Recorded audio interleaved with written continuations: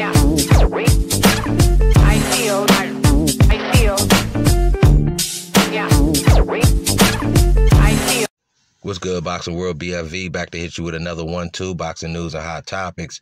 First up, hot topics. Shout out Oscar De La Hoya for showing a keen boxing eye and you know, kind of remembering things from a historical perspective.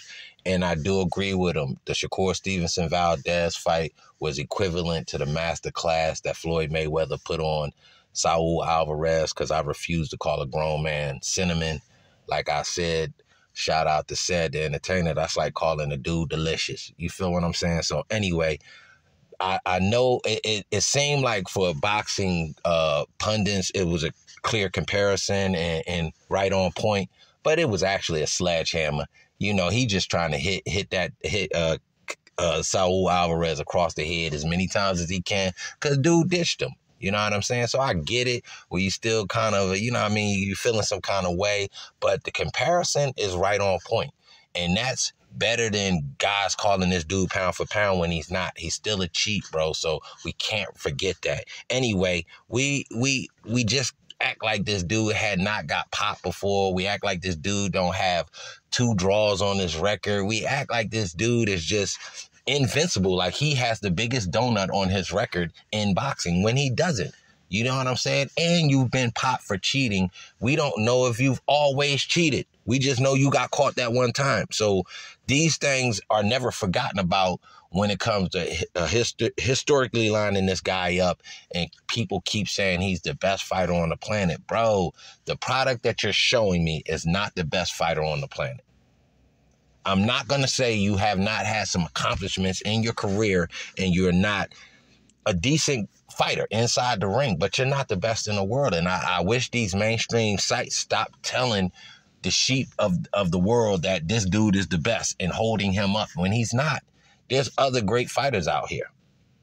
Anyway, man, that's just my 1-2 on that. We're going to get on to the news side of the game. Big Bang Zhang almost lost his opponent, and Hrgovic, you know, respect to him and his family and everything that they going through. I can understand not taking that fight. You take a loss like that. But they do have an opponent for this guy, Big Bang Zhang, trying to keep that IBF situation alive, and they got the guy Scott Alexander in there.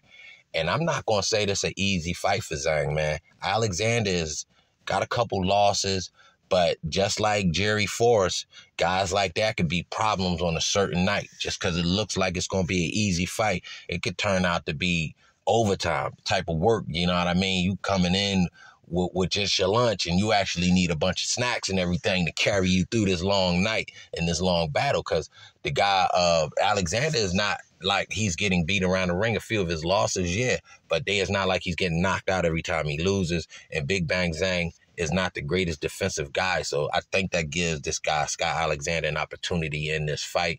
But Big Bang Zhang is a big dude, so you're going to have to bring your hammer and your tools and everything that night. So hopefully that ends up being a good fight.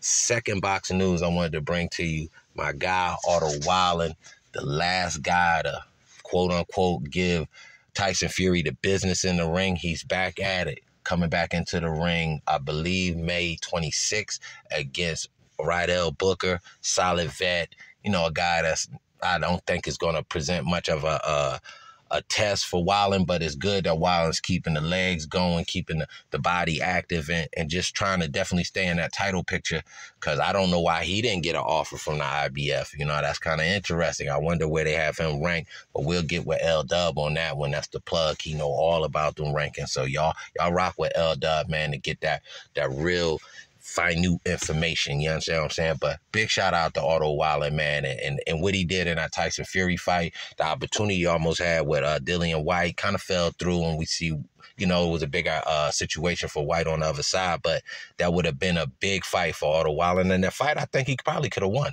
Anyway, man, y'all tell me what y'all feeling in that comment section. Boxing First Vlog hitting you with the 1-2.